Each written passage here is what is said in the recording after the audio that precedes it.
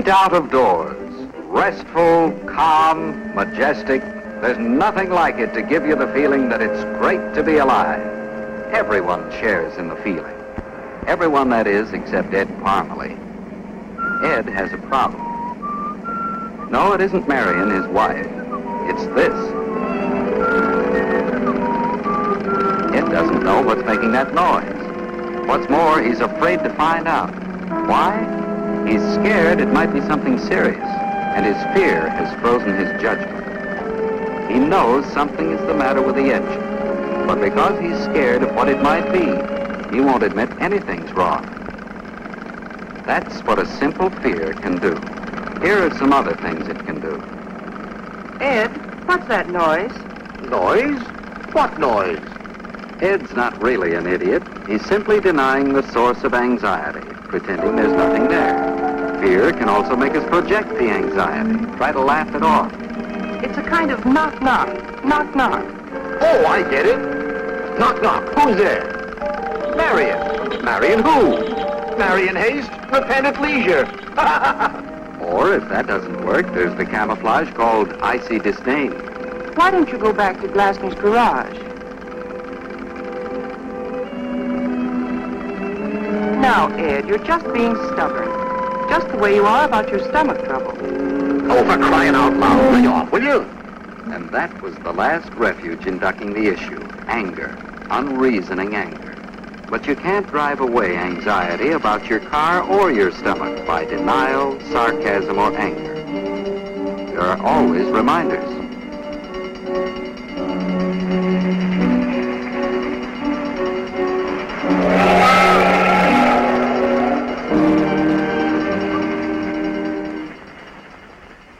Forget it.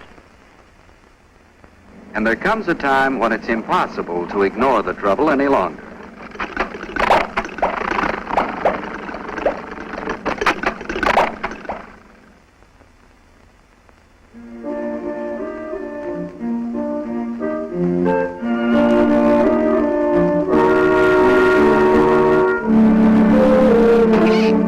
So you may want advice. It's easy to get. Looks bad. Once they start to go, it's curtains. Valve lock. Grind a camshaft. Nah, report a widget fittings. My brother-in-law had the same trouble. Bluey.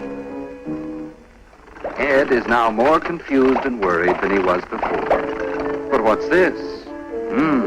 Save expensive repair bills. Recondition your own motor. Results guaranteed. Well, there are the results. And they're guaranteed. Now, will you take it to Glasner's, Ed? Well, I'll tell you what I'd do, Mac.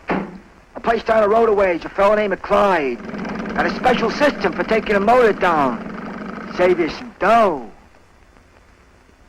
This is Clyde. Got a special system for taking a motor apart.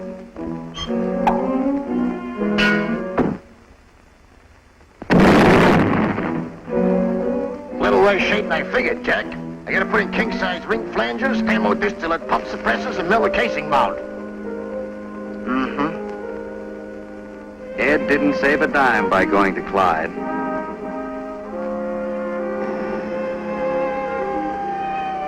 Too bad, Mr. Parmalee. Wish you'd brought it in when the trouble first started. Now... Well, here's the tariff. We replace it. What's the matter, Mr. Parmalee? Something bothering you? Yes, something's bothering Ed. His stomach. As Marion said, it's been on the blink for a couple of weeks now. Again, Ed's worried and scared. Worried that his indigestion might be something serious, and scared to face the problem. So, when the subject comes up, Why do you take that stuff all the time, Ed? he uses the same bag of tricks. Denial, What do you mean? I don't take it all the time. laughing it off, I don't think it does you any good. Well, the Florence Nightingale of Blake Street. We were talking about your stomach. icy disdain,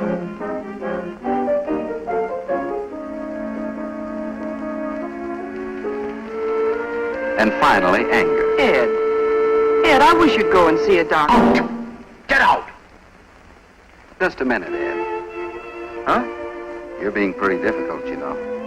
I'm being difficult. Right. The same as you were about your, car. Oh. You know, your body's a lot like your car motor, except that it's a little harder to buy new parts for it. When your motor's in good shape, it runs like this. When something goes wrong, it usually gives you a warning. Your body usually gives you a warning, too. When it does, it's best to pay attention and do something about it. Do something? My medicine cabinet is loaded with stuff. Ed, using that in your stomach is like using this in your engine. It's dangerous. Look, Ed, you've had indigestion for more than a couple of weeks. Remember that signboard? It's something that could mean cancer. Yeah. Well, I might as well give up then. Like the fellas were saying just the other day. Cancer? Once it starts in, it's curtains. Runs in the family. Contagious, too. My wife's uncle had it. Bluey. You've heard amateur diagnosis before. You ought to know what it's worth. Nothing. Well, what can I do? Very simple. Get your clothes on and go, right now, to see a doctor. Yeah. Yeah. It's perfectly right and normal to be afraid of cancer. Cancer is an enemy, but you don't fight it by getting panicky. Instead, you take positive action. You go to a man who has the weapons to fight the enemy. Wait a minute. Ed, that's not the man. Remember Clyde, the mechanic with the special system? This is the same type of operator. Yes, the only man to trust is a recognized physician. Ed's still pretty nervous. All right, Mr. Parmalee. You're always more scared of something you know nothing about. And Ed has a lot to learn about cancer. Here are the facts. Cancer is not contagious. Cancer is not hereditary. Cancer is curable.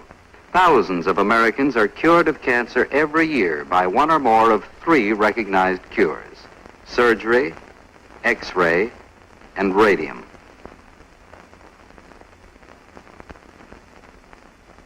You see, a cancer is a group of cells within your body whose growth is uncontrolled and very rapid. At first, the cancer may be localized, but unless its growth is checked quickly, it spreads.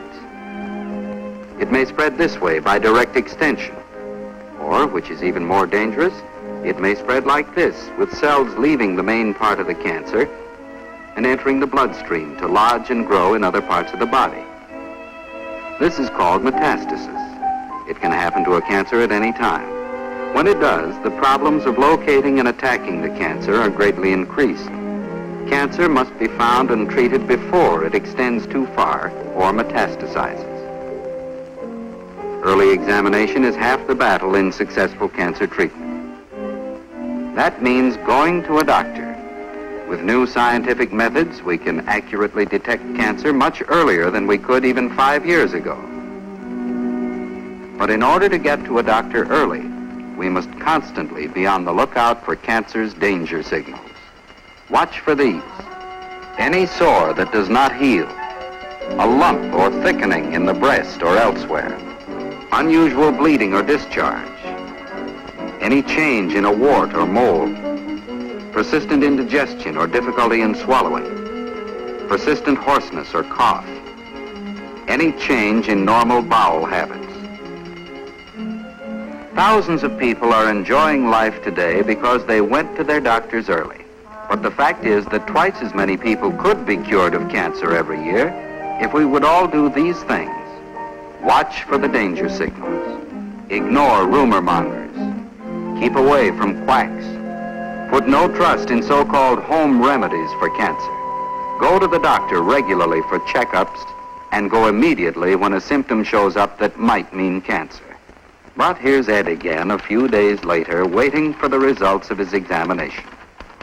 All right, Mr. Parmalee.